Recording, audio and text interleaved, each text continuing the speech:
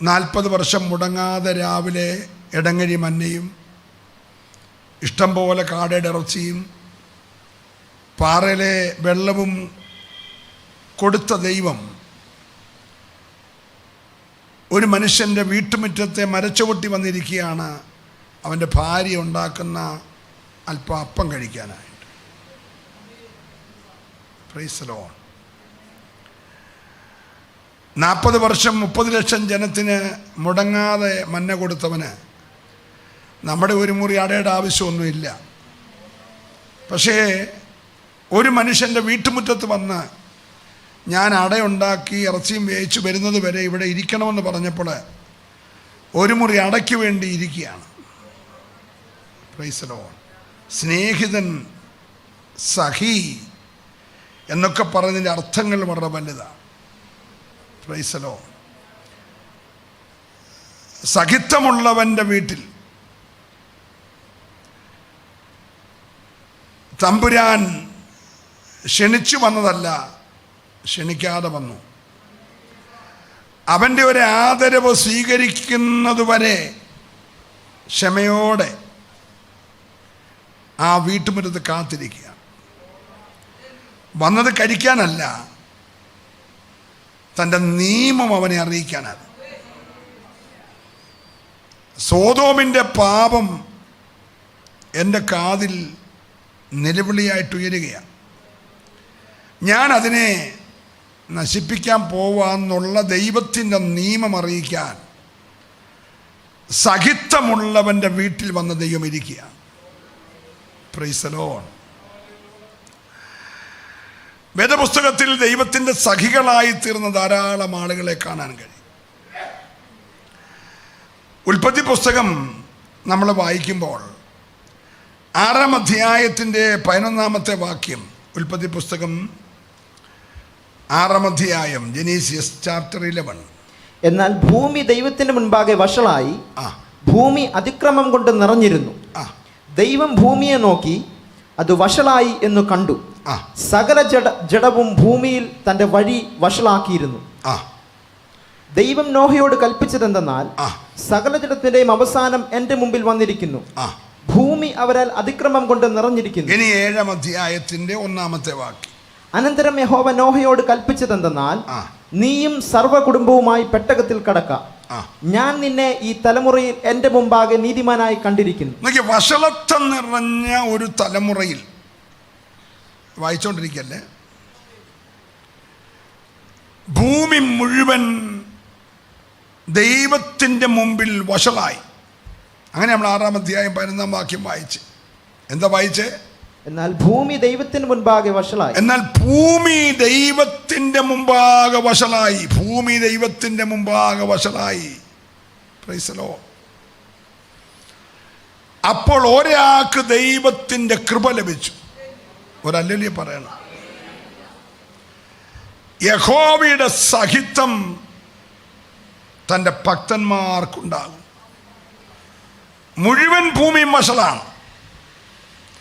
വഷളത്വം പെരുകി സകല മനുഷ്യൻ്റെ അവസാനം ദൈവത്തിൻ്റെ മുമ്പിൽ വന്നിരിക്കുകയാണ്. ആ സമയത്തും ദൈവവുമായി സഹിത്വമുള്ളൊരു മനുഷ്യൻ. Price the Lord. എന്താ 7-ാം അധ്യായത്തിൽ നമ്മൾ വായിച്ചത്? അനന്തരം യഹോവ നോഹയോട് കൽപ്പിച്ചതെന്തെന്നാൽ, നീയും സർവ്വ കുടുംബവുമായി പെട്ടകത്തിൽ കടക്ക. നോക്കിയേ, വഷളത്വം നിറഞ്ഞ ഭൂമിയെ മുഴുവൻ നശിപ്പിക്കാൻ ദൈവം തീരുമാനിച്ചപ്പോഴും സഹിത്വമുള്ളവനെയും കുടുംബത്തെയും സംരക്ഷിക്കാൻ ദൈവം തീരുമാനിച്ചു. ഈ രാവിലെ ഞാൻ ഈ ദൂതിലേക്ക് പ്രവേശിക്കും മുമ്പേ നമ്മുടെ ബന്ധം എങ്ങനെ ദൈവവുമായിട്ടുള്ള? Price the Lord. Price the Lord. ഈ അപ്പനും അമ്മയും നമ്മളെ വിളിക്കുന്നൊരു പേരുണ്ട്, സഹോദരങ്ങൾ വിളിക്കുന്നൊരു പേരുണ്ട്, നാട്ടുകാർ വിളിക്കുന്ന പേരുണ്ട്, പിള്ളേർ വിളിക്കുന്ന പേരുണ്ട്, ഭാര്യ വിളിക്കുന്നൊരു പേരുണ്ട്. അത് ഭാര്യ മാത്രമേ വിളിക്കാറുള്ളൂ. Price the Lord. എല്ലാവരും വിളിക്കുന്ന പേരല്ല അവർ വിളിക്കുന്നത്. ഒരാൾ തന്നെയാണ്, ഒരു പേര് തന്നെയാണ്, പക്ഷെ പലരും പല നിലയിലാണ് വിളിക്കുന്നത്. Price the Lord. സഹിത്വമുള്ളവനുമായിട്ടുള്ള ബന്ധത്തിന് ഭയങ്കര ആഴമാണ് എന്ന് പറഞ്ഞാൽ, സഹിത്വം എന്ന് പറഞ്ഞാൽ രഹസ്യങ്ങൾ കൈമാറാൻ പറ്റുന്ന സ്നേഹം. എൻ്റെ കൂടെ ഒന്ന് വരണേ. എൻ്റെ മനസ്സിലിരിക്കുന്ന രഹസ്യം ഇന്നാരോട് പറഞ്ഞാൽ ആ ആൾ ലോകത്തിൽ മറ്റാരോടും പറയത്തില്ല. എൻ്റെ നിയമങ്ങൾ അറിയിക്കാൻ കൊള്ളാവുന്ന ഒരാളാണെന്ന് എനിക്ക് തോന്നുന്നയാൾ എൻ്റെ സഖിയാണ്. നമ്മളെ സഖി അല്ലേലും പാടും, എൻ്റെ പ്രാണസഖി യേശുവേ. സഖി അല്ലെന്ന് നമുക്കറിയാം, എങ്കിലും നമ്മളങ്ങനെ പാടിവിടാറുണ്ട്. പക്ഷെ ഇവിടെ സഹിത്വമുള്ളവനെ രഹസ്യമറിയിക്കും. ആ വാക്ക് നിങ്ങൾ ശ്രദ്ധിച്ചോ? യഹോവയുടെ സഹിത്വം നാട്ടുകാർക്കുണ്ടാകും എന്നാണോ? യഹോവയുടെ സഹിത്വം സഭക്കാർക്കുണ്ടാകും എന്നാണോ? യഹോവയുടെ സഹിത്വം ഉപദേശിമാർക്കുണ്ടാകും എന്നാണോ? അല്ല. Price the Lord. ഇന്ന് രാവിലെ നമ്മുടെ റിലേഷൻഷിപ്പ്, നീ ആരാധിക്കുന്ന ദൈവവും നീയുമായിട്ടുള്ള ആഴമായ ദൃഢമായ ബന്ധം ഒരു സഖിയുടെ ലെവലിലേക്ക് ഉയർന്നാൽ, സ്വർഗത്തിൻ്റെ തിരുഹൃദയത്തിലെ രഹസ്യങ്ങൾ, നിയമങ്ങൾ ദൈവം നിന്നെ അറിയിക്കും. എത്ര പേര് വിശ്വസിക്കുന്നു? ഇവിടെ ഇതേ ദാനിയേലിൻ്റെ പുസ്തകം 8-ാം അധ്യായം വായിക്കുമ്പോൾ, ദാനിയേൽ 8-ാം അധ്യായം, ദാനിയേൽ എന്ന എനിക്ക് ആദിയിൽ ഉണ്ടായതിന്റെ ശേഷം ബേൽശസ്സർ രാജാവിന്റെ വാഴ്ചയുടെ 3-ാം ആണ്ടിൽ ഒരു ദർശനമുണ്ടായി. ഞാനൊരു ദർശനം കണ്ടു. ഏലാം സംസ്ഥാനത്തിലെ ശൂഷൻ രാജധാനിയിലായിരുന്നപ്പോൾ അത് കണ്ടു. ഞാൻ ഊലായി നദീതീരത്ത് നിൽക്കുന്നതായി ദർശനത്തിൽ കണ്ടു.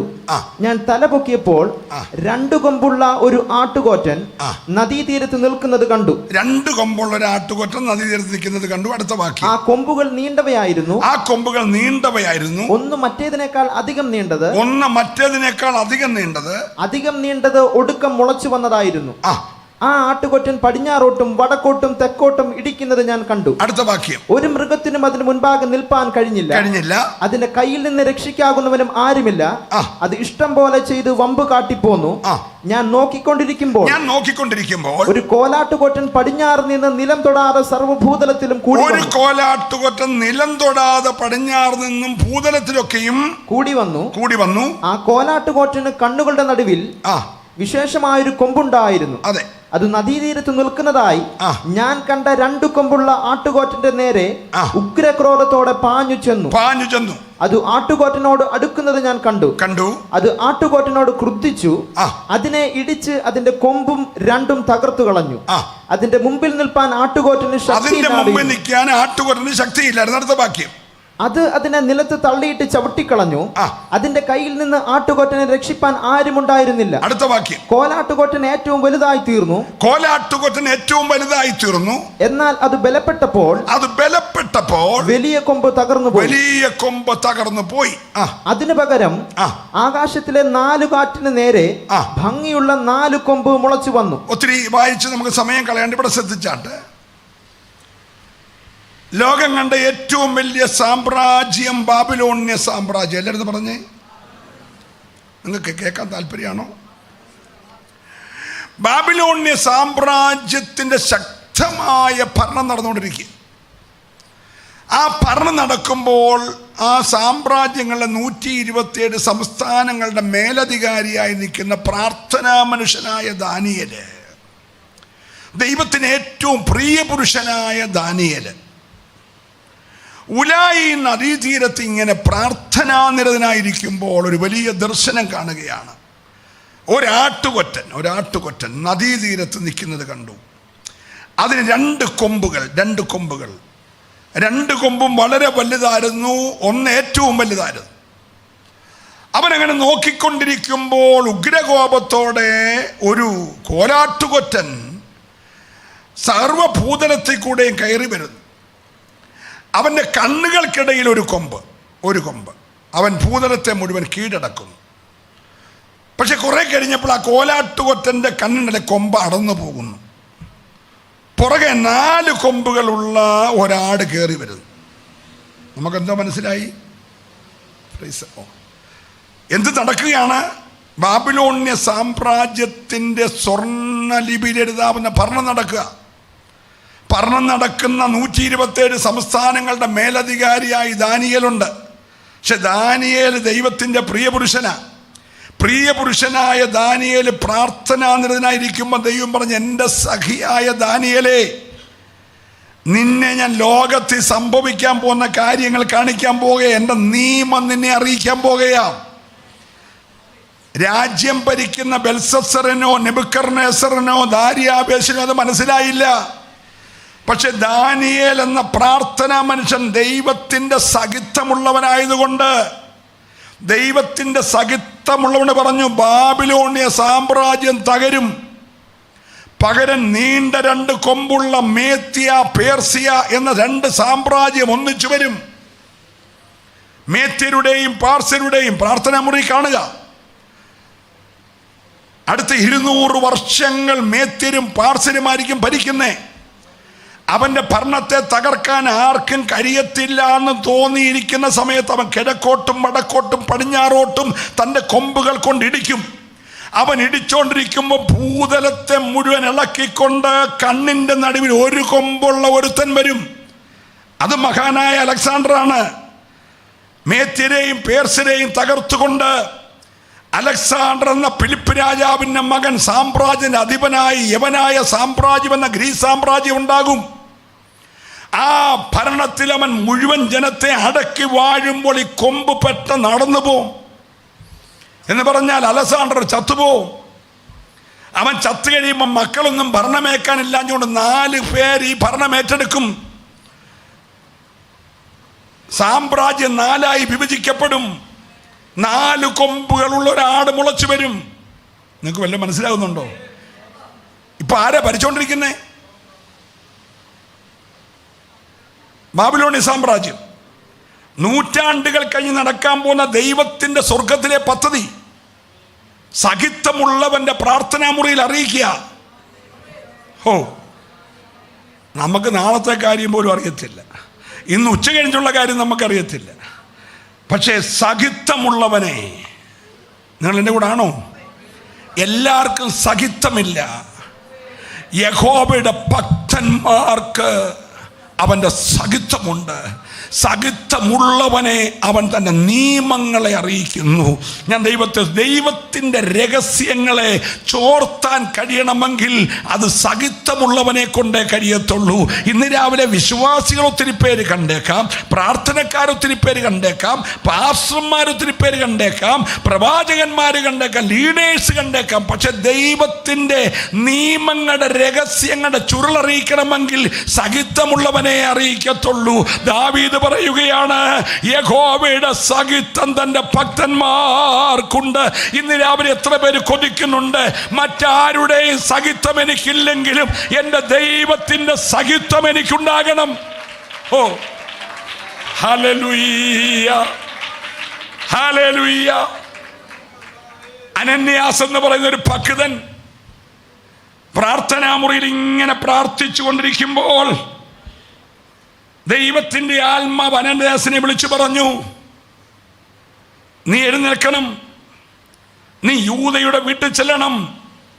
3 ദിവസമായിട്ട് ഒരു മനുഷ്യൻ വെള്ളം കുടിക്കാതെ ആഹാരം കഴിക്കാതെ കണ്ണ് കാണാതെ പ്രാർത്ഥിച്ചുകൊണ്ടിരിക്കുന്നു. നീ അവൻ്റെ തലയെ കൈവച്ച് പ്രാർത്ഥിക്കണം. അപ്പോൾ അവൻ്റെ കണ്ണിലെ തിമിരമടന്നു വീഴും. അവൻ ജാതികളുടെ ഇടയിൽ എൻ്റെ സാക്ഷിയാകേണ്ടവനാണ്. പ്രാർത്ഥനാ മുറിയിൽ ഒരു രഹസ്യം കൈമാറുകയാണ്. അവൻ പറഞ്ഞു, കർത്താവേ, എന്നെ കൊണ്ടെങ്കിലും പറ്റത്തില്ല. അവൻ്റെ പുരോഹിതന്മാരുടെ പത്രവും മേടിച്ചുകൊണ്ട് പാവപ്പെട്ട സഹോദരന്മാരെ സഹോദരിമാരെ ദൈവത്തെ ആരാധികളെ കൊന്നുവരികയാണ്. Praise the Lord. തമ്പുരാൻ പറഞ്ഞു, നീ പേടിക്കണ്ട, ഞാൻ അവനെ തിരഞ്ഞെടുത്തിരിക്കുക. പ്രാർത്ഥന വേണ്ടിയവൻ യൂദയുടെ വീട്ടിയിരിക്കുന്നു, പ്രാർത്ഥിക്കേണ്ടവൻ പ്രാർത്ഥനാ മുറിയിരിക്കുന്നു. പക്ഷെ പ്രാർത്ഥിക്കുന്ന അനന്യാസ് ദൈവത്തിൻ്റെ സഖിയ. ദൈവത്തിൻ്റെ സഖിയോട് പറയണം, നീ എഴുന്നേൽക്കണം, എനിക്ക് നിന്നെ ഒരു ഡ്യൂട്ടി ഏൽപ്പിക്കാനുണ്ട്. നീ ചെന്നിട്ട് അവനോട് പ്രാർത്ഥിക്കണം. ഇപ്പോൾ അവൻ കുതിരപ്പുറത്തൊക്കെ ഞെളിഞ്ഞു വന്നാലും നാളെ യെരൂശലേമിൽ കൂടെ കൊട്ടയെ ചുമന്നുകൊണ്ട് പോകുന്ന സ്ഥിതി വരും. നിങ്ങൾ സ്തോത്രം പറഞ്ഞില്ല. അല്ലെങ്കിൽ ഇപ്പൊ പുള്ളി പോകുന്ന കുതിരപ്പുറത്തൊക്കെയാ, പക്ഷെ അവനെ നാളെ വിശ്വാസികൾ കൊട്ടയ്ക്കകത്ത് ചുമന്നുകൊണ്ട് പോകുന്ന സാഹചര്യം വരും. പക്ഷെ അന്നും ഞാൻ അവനെ പരിപാലിക്കുന്ന ദൈവമാ. ഇന്ന് പകൽ ഏറ്റെടുക്കുന്ന ദൈവത്തെ സ്തുതിക്കണം. ഭക്തൻ പാടുകയാണ്, യഹോവയുടെ സഹിത്വം. ഈ ദൂത് ഇന്ന് പകൽ നിങ്ങൾ ഏറ്റെടുക്കണം. കർത്താവേ, എനിക്ക് ഈ ഭൂമിയിൽ മറ്റൊന്നുമാകാൻ കഴിഞ്ഞില്ലെങ്കിലും എൻ്റെ ദൈവത്തിൻ്റെ സഹിത്വം എനിക്കുണ്ടാകണം. ഏറ്റെടുക്കുന്നവര് മാത്രം നന്നായി കരമടിച്ച് ദൈവത്തെ ഒന്ന് ആരാധിച്ചേ.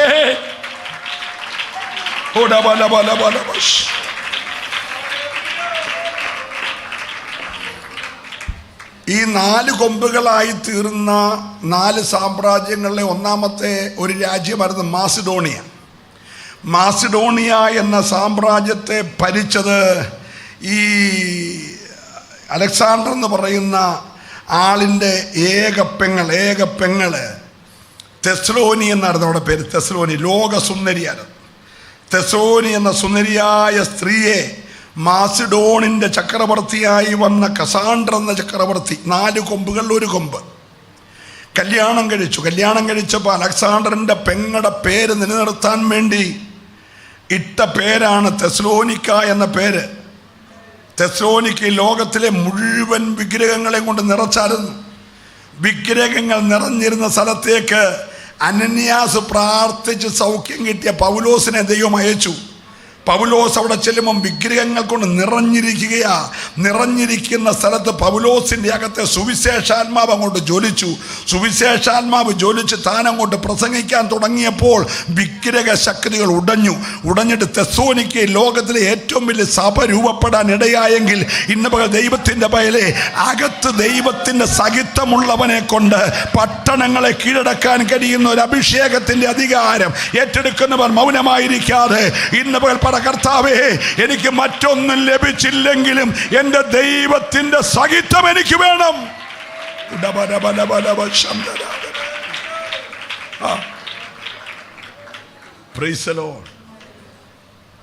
സഹിയാകുക. ആ ബന്ധത്തിൻ്റെ ദൃഢമായ അനുഭവത്തിലേക്ക് അവൻ കയറിയപ്പോൾ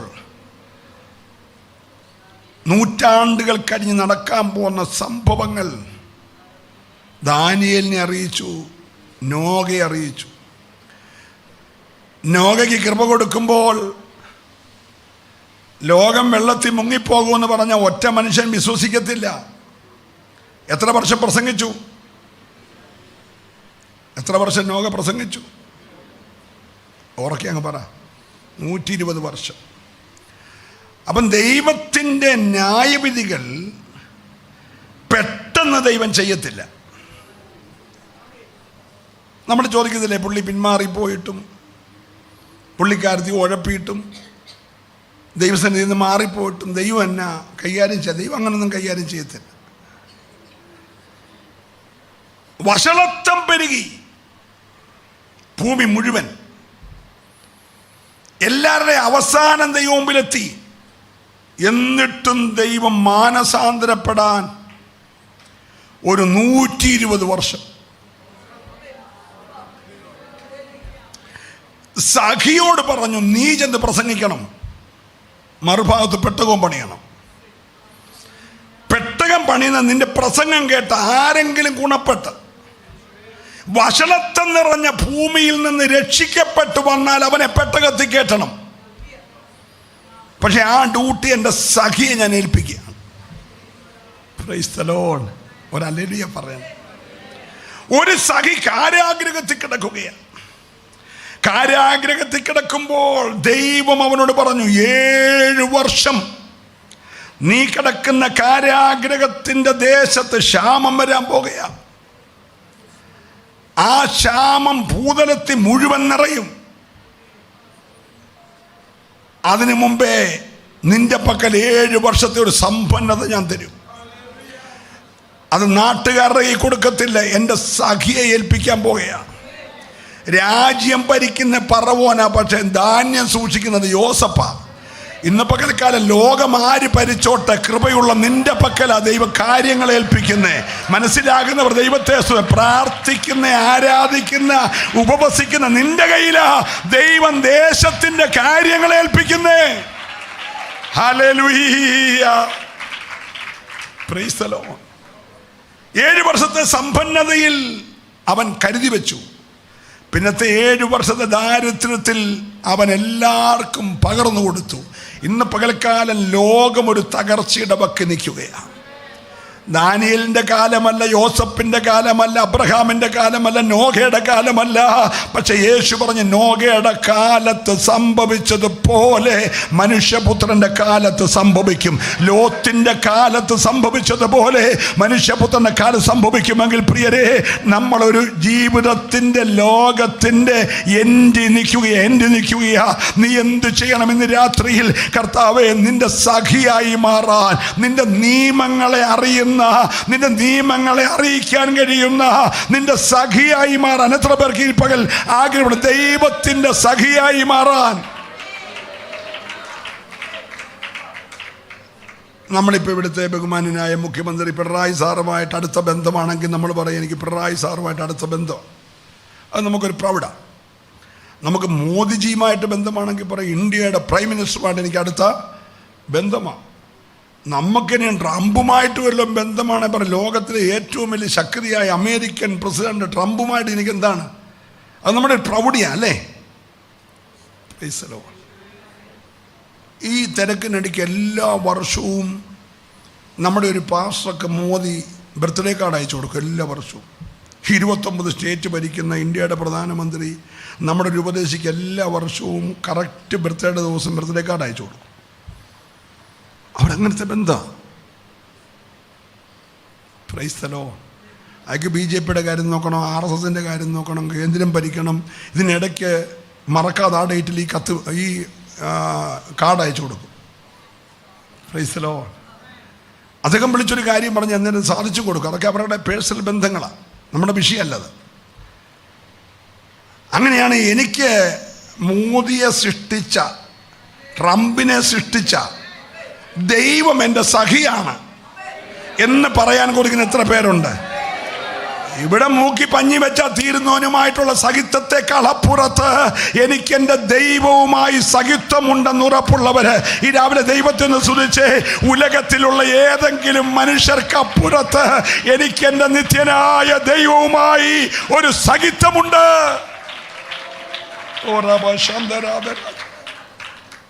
പ്രൈസ് ദി ലോർഡ്. നമ്മൾ ഈ രാവിലെ ഒത്തിരി പ്രസംഗങ്ങൾ കേട്ടങ്ങ് നിൽക്കുമ്പോൾ തന്നെ നമ്മളും നമ്മളെ രക്ഷിച്ച കർത്താവുമായിട്ടുള്ള നമ്മുടെ ബന്ധം എന്താ? Price the Lord. നിന്നോട് സ്നേഹമാണെങ്കിൽ കർത്താവ് കൂടെ നടക്കാൻ ഒരു മടിയില്ല. Price the Lord. കണ്ണടച്ചിരിക്കുന്ന അമ്മാമ്മ ഒന്ന് കണ്ണ് തുറന്നേ, എന്നെ നോക്കിക്കേ, എന്നെ നോക്കി 5 മിനിറ്റ് ഇരുന്നാൽ ആദ്യം അസുഖം മാറും. ഇനി ഞാൻ അച്ഛനെയും വിളിക്കും, അല്ലെ പിന്നെ എണ്ണീപ്പിച്ച് നിർത്തും. ഈ സ്കൂളിലെ കൂട്ട് സ്റ്റാൻഡപ്പ് എന്നൊക്കെ പറഞ്ഞ് റൈറ്റ് ഹാൻഡ് ലെഫ്റ്റ് ഹാൻഡൊക്കെ പറഞ്ഞ് നിർത്തേണ്ടി വരും. ശ്രദ്ധിച്ചിവിടെ ഉറങ്ങാൻ സമയമായില്ല. Praise the Lord. നല്ല ഹല്ലേലൂയ പറഞ്ഞേ. നിങ്ങൾ ഉറങ്ങുന്നൊക്കെ ലൈവ് കണ്ടുകൊണ്ടിരിക്കുക, അതുകൊണ്ട് ഉണർന്നിരിക്കാൻ പറ. നല്ല ഹല്ലേലൂയ പറഞ്ഞേ. ഒരു മനുഷ്യനുമായി ദൈവം അങ്ങ് സഖിയായി. ആ മനുഷ്യൻ്റെ കൂടെ 300 വർഷം അങ്ങ് നടന്നു. എൻ്റെ കൂടെ ആണോ നിങ്ങൾ? Price the Lord. എടാ, സ്വർഗത്തിൽ വേറെ ഒരു പണിയില്ലേ? ഒരു മനുഷ്യൻ്റെ കൂടെ എത്ര വർഷം പറഞ്ഞ എല്ലാവരും ഒന്ന് 3 മിനിറ്റ് നിന്റെ കൂടെ നടക്കുന്നുണ്ടോ? നമ്മുടെ കുട്ടും പാട്ടും ബഹളവും പ്രസംഗവും എല്ലാം അടിപൊളിയായിട്ടുണ്ട്. 7, 3, 10, 21 ഒക്കെ ഉണ്ട്. നീയും ദൈവവുമായി സഖിത്വമുണ്ടോ? ഇന്ന് രാവിലെ നിന്റെ വീട്ടിൽ വന്നായിരുന്നോ? ബില്ലി ഗ്രഹാം എന്ന ഭക്തനായ മനുഷ്യൻ ജനലക്ഷങ്ങളെ കൃപയിലേക്ക് നടത്തിയ വന്യനായ അഭിഷക്തന്റെ അടുക്കൽ ഒരു കൂട്ടം പത്രക്കാർ വന്ന് ചോദിച്ചു, എടോ മനുഷ്യ, ഇപ്പോഴും ഈ യേശു ജീവിക്കുന്നു എന്നൊക്കെ പറഞ്ഞാൽ അത് ഇന്നത്തെ ഈ പുരോഗമന ലോകത്തിൽ ആര് വിശ്വസിക്കാനാ? ഒരബദ്ധ കഥയല്ലേ? അങ്ങനെ ഒരാൾ ജീവിക്കുന്നില്ല. ഉടനെ ചിരിച്ചോണ്ട് ബില്ലി ഗ്രഹാം പറഞ്ഞു, ഇപ്പോൾ സമയം രാവിലെ 9:30, ഇന്ന് രാവിലെ 5 മണി, 4.5 മണിക്കൂർ മുമ്പ് ഞാൻ യേശുവുമായിട്ട് എൻ്റെ മുറി സംസാരിച്ച പറയാൻ വന്ന മീഡിയക്കാർ ഞെട്ടിപ്പോയി. മീഡിയക്കാർ യേശു ഇല്ലെന്നും പറഞ്ഞ് സംസാരിക്കാൻ വന്നതാ. ആ ബില്ലി ഗ്രഹാം പറഞ്ഞു, ഇന്ന് രാവിലെ, ഇപ്പം നീ നോക്കും ആച്ചയിൽ, ഇപ്പം സമയം 9:30, 4.5 മണിക്കൂർ മുമ്പ് രാവിലെ 5 മണിക്ക് 5 AM എൻ്റെ മുറി വെച്ച് ഞാനും യേശുവും തമ്മിൽ 1.5 മണിക്കൂർ സംസാരിച്ചു. നിങ്ങളെ പോലെ കുറെ നിരീശ്വരവാദി എൻ്റെ അടുക്ക വരുമെന്ന് എന്നോട് പറഞ്ഞു. ഒരു സ്വത്രം പറഞ്ഞേ, ഇന്ന് രാവിലെ നീ സേവിക്കുന്ന ദൈവം നിന്റെ റൂമിൽ വന്ന് നിന്നോട് സംസാരിക്കാൻ മതിയായവനാ. ഏറ്റെടുക്കുന്നവരെ ദൈവത്തെ ആരാധിക്കാവുള്ളൂ. ദൈവപൈതലേ, നീ ആരായി മാറണം? ദൈവത്തിന്റെ സഖിയായി മാറണം.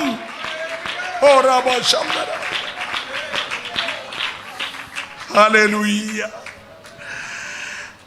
ഹാനോക്ക് എന്നൊരു മനുഷ്യന്റെ കൂടെ 300 വർഷം നടന്നപ്പോൾ ആ സഖിത്വം പിരിയാബന്ധമായി. നമ്മൾ പാടും, മരണത്താൽ മറയാത്ത മകൾ സ്നേഹ പ്രഭയാൽ പിരിയ ബന്ധമാണിതു യുഗകാലം വരെയും.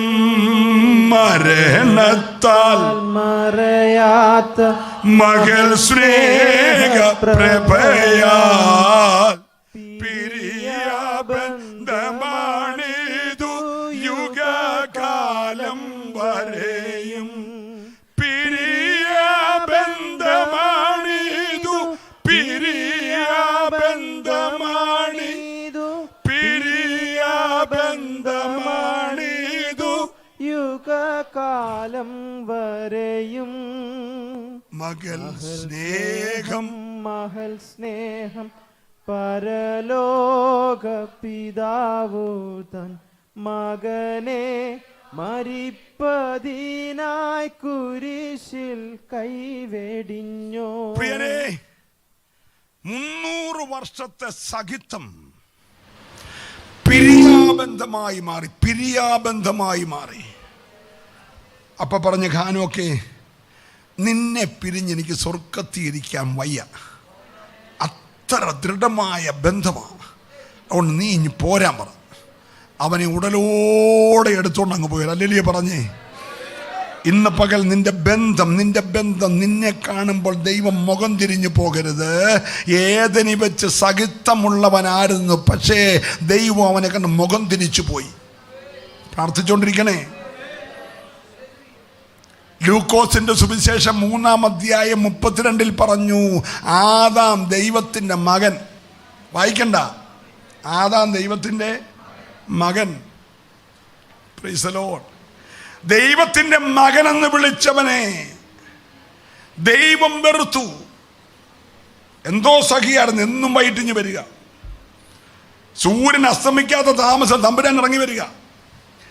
ആ തമ്പുരാൻ മുഖം മറച്ചു, വാതിൽ പൂട്ടി, ആട്ടിപ്പുറത്താക്കി. ദൈവം ദൈവത്തിൻ്റെ വഴിക്ക് പോയി. നീ ഭൂമിയിൽ ഉഴന്ന് നടന്ന് വിയർപ്പോടെ അപ്പം ഭക്ഷിക്കും, മുള്ളും പറക്കാരയും നിന്റെ കാൽ ചുവട്ടി മുളയ്ക്കും. സഖിത്വം പോയാൽ, എൻ്റെ കൂടാണോ എല്ലാവരും? സഖിത്വം പോയാൽ, ദൈവം വെറുത്താൽ, നിന്റെ പറുദീസയുടെ വാതിൽ അടയും, നിന്റെ നന്മയുടെ കവാടങ്ങൾ അടയും, നിന്റെ അനുഗ്രഹത്തിന്റെ സഖിത്വത്തിന്റെ വാതിലുകൾ അടയും. ഞാൻ ദൈവത്തെ സ്തുതിക്കുന്നു. പക്ഷേ ഹാനോക്കുമായുള്ള സഖിത്വം ഒരിക്കലും വിട്ടുപോയില്ല. ഒരല്ലലി പറഞ്ഞേ, നോഹയുടെ സഖിത്വം ഒരിക്കലും വിട്ടുപോയില്ല. അബ്രഹാമിന്റെ സഖിത്വം ഒരിക്കലും വിട്ടുപോയില്ല. ദാനിയേലിന്റെ സഖിത്വം ഒരിക്കലും വിട്ടുപോയില്ല. ഇന്ന് രാവിലെ എത്ര പേര് കൊതിക്കുന്നുണ്ട്, എനിക്ക് മറ്റൊന്നും ഈ ഭൂമിയിലില്ലെങ്കിലും എൻ്റെ ദൈവവുമായി ഒരാഴമായ സഖിത്വം. ഏറ്റെടുക്കുന്നവർ നന്നായ ഒരു നിമിഷം ദൈവത്തെ സ്തുതിച്ച് ആരാധിച്ചേ. ഇന്ന് ദൈവവുമായ ഒരാഴമായ സഖിത്വം എനിക്ക് വേണമെന്ന് കൊതിക്കുന്നവര്, ഹല്ലേലൂയ, ഹല്ലേലൂയ, ഹല്ലേലൂയ. ദൈവത്തിന് മഹത്വം, ദൈവത്തിന് മഹത്വം. സഹിത്തമുള്ളവൻ 7 മടങ്ങുള്ള അഗ്നികുണ്ഡത്തിൽ വീണാലും അവൻ അവിടെ കിടന്ന് പൊള്ളിയിട്ട് കയറി വരട്ടെന്ന് പറഞ്ഞ ദൈവമല്ല. 4-മൻ കൂടെ ഇറങ്ങിച്ചെന്നു.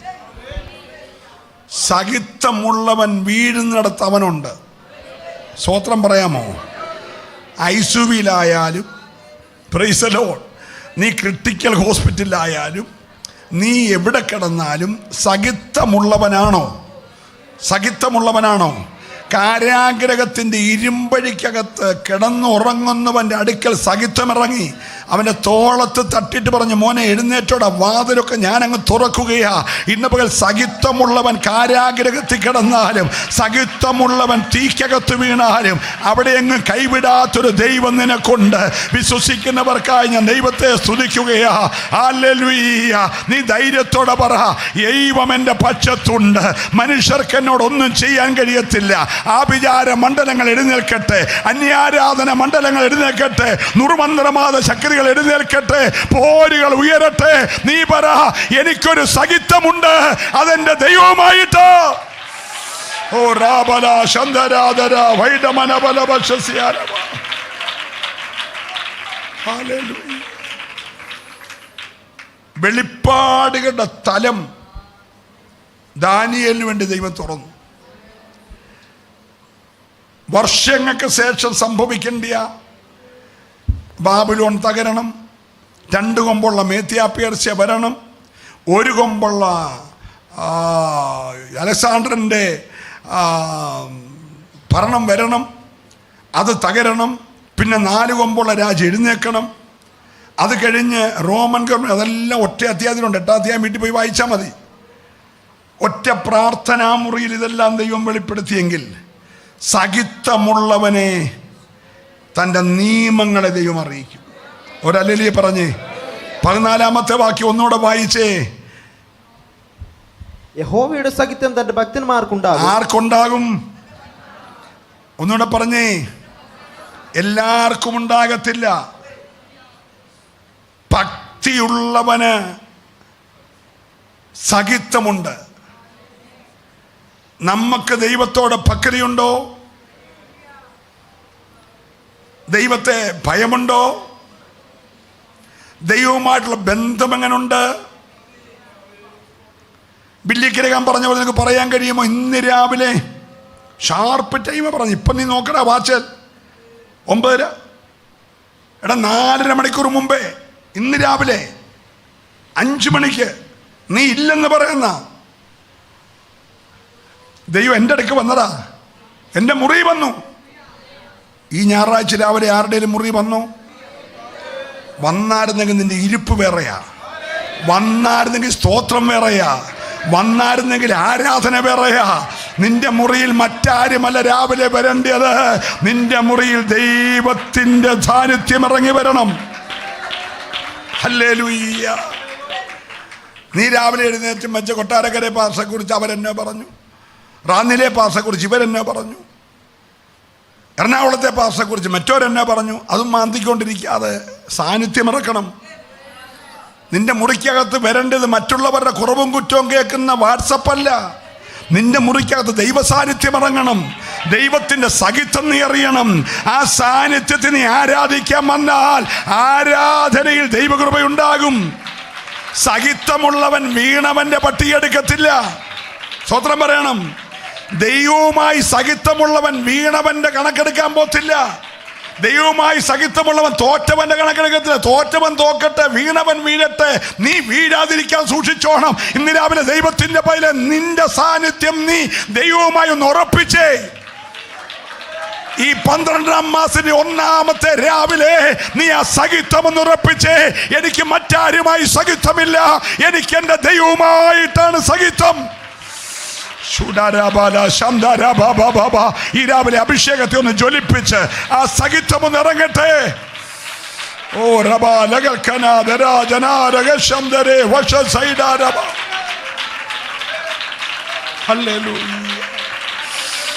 ഹല്ലേലൂയ. സഹിത്വമുള്ള 2 പേര് വെളുപ്പാങ്കാലത്ത് എഴുന്നേറ്റ് പറഞ്ഞ് നമുക്ക് പോയേക്കാവിടാവൂ എന്ന് പറഞ്ഞു. അവർ രണ്ടും കൂടി യെരൂശലേമിൽ നിന്ന് 8 നാഴിക ദൂരമുള്ള ഒരൊറ്റ നടപ്പങ്ങ് നടന്നു. സഖി നോക്കിയപ്പോൾ തേടറാ പോകുന്ന എൻ്റെ ഭക്തന്മാർ 2 എണ്ണം. ഭയങ്കര പ്രോഗ്രാമാണ്. മൊത്തം പ്രോഗ്രാം ക്യാൻസൽ ചെയ്തു. എന്നിട്ട് ഈ പോന്ന 2 പേരോടെ ചേർന്ന് അങ്ങോട്ട് നടന്നു. 1-2 മൈലല്ല, ഹലോ, 8 നാഴിക, ഏതാണ്ട് 14.5 മൈല്, 14.5 കിലോമീറ്റർ. സ്വത്രം പറഞ്ഞേ. രാവിലെ തുടങ്ങി നടപ്പ, സന്ധ്യയായി, വെയിലാറി, സൂര്യൻ അസ്തമിക്കുന്നു, എന്നേരവും പോകുന്നില്ല. സഹിത്തം അനുഭവിച്ച് 8 നാഴിക നടന്നപ്പോൾ പിരിയാൻ വയ്യ. അവർ പറഞ്ഞു, നേരം വൈകുന്നു, സൂര്യൻ അസ്തമിക്കുന്നു, ഞങ്ങളെ കടന്നു പോകരുത്.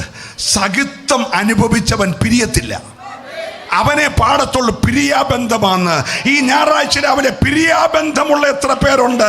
ദൈവവുമായി സഹിത്തം അനുഭവിക്കുന്നവനുള്ള ബന്ധം ഒരു പിരിയാബന്ധമാ. ചേർന്ന് ദൈവത്തെ ആരാധിക്കട്ടെ. എൻ്റെ ബന്ധം ഞായറാഴ്ചയും വെള്ളിയാഴ്ചയും ഉള്ള ഒരു ബന്ധമല്ല. ഞാനും എൻ്റെ ദൈവവുമായി പിരിയാബന്ധമാ.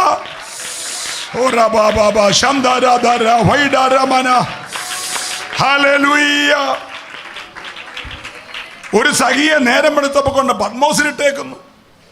കൊടും തണുപ്പുള്ള പത്മോസിൽ -30 തണുപ്പ്. 10 ബ്ലാങ്കറ്റ് പുറച്ചാൽ തണുപ്പ് മാറത്തില്ല. അത്രയും സ്ഥലത്ത്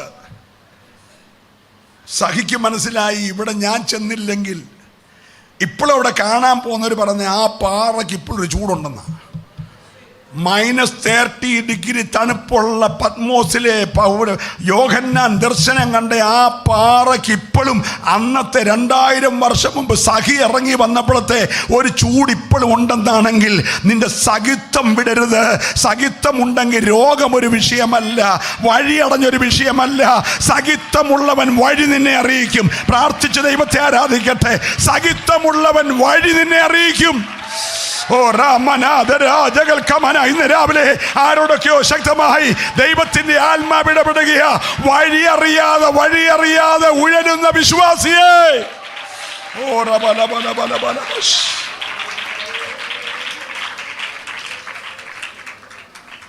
സഹിത്തം അറിഞ്ഞവൻ വഴി വെളിപ്പെട്ട് കിട്ടിയവൻ പറയണം, ദിവസം മുഴുവനും ഞാൻ നിങ്കൽ ആശ്രയിക്കും. 5-ാമത്തെ വാക്യം ഒന്ന് വായിച്ചു വിട്ടേത്. നിന്റെ സത്യത്തിൽ എന്നെ നടത്തി എന്നെ പഠിപ്പിക്കണമേ. നീ എന്റെ രക്ഷയുടെ ദൈവമാകുന്നുവല്ലോ. ദിവസം മുഴുവനും ഞാൻ നിങ്ങൾ പ്രത്യാശ വെക്കുന്നു. എപ്പോഴാ? ഞായറാഴ്ചയും വെള്ളിയാഴ്ചയും രാവിലെ 9 തൊട്ട് 11 വരെയാണോ? സഹിത്തമുള്ളവൻ പറയാണ് ദിവസം മുഴുവനും. ഒന്ന് പറഞ്ഞ എല്ലാവരും കൂടെ സ്വർഗം ഒന്ന് കേൾക്കട്ടെന്നേ. ഈ ഡിസംബർ 1-ാം തീയതി രാവിലെ ദൈവം ഒന്ന് കേൾക്കട്ടെ. ഞാൻ 1-2 മണിക്കൂറുള്ള ബന്ധമല്ല. അല്ലേലൂയ. നന്മ കിട്ടിയതിന് ഞായറാഴ്ച വന്ന് പാസ് പറയുമ്പോൾ 2 അല്ലേലൂയ പറഞ്ഞു ബാക്കി സമയം ഉറങ്ങുന്ന പരിപാടിയല്ല. ഇന്ന് പകൽ ദിവസം മുഴുവൻ എനിക്കൊരു ദിവസം ദൈവം ദാനമായി തരുന്നെങ്കിൽ ദിവസം മുഴുവൻ, അങ്ങനെയുള്ളവർ മാത്രം ദൈവത്തെ ഒന്ന് ആരാധിച്ചേ. ദിവസം മുഴുവൻ പോരാ. ഇന്ന് രാവിലെ ശക്തമായി ദിവസം മുഴുവൻ. ഓ റബാലകരാജ വൈഡം ഭ്രമനാധികാരക ശബ്ദരേതര. ഓ രക്തത്താലേ ജയമേശുവിന്റെ നാമത്തിൽ.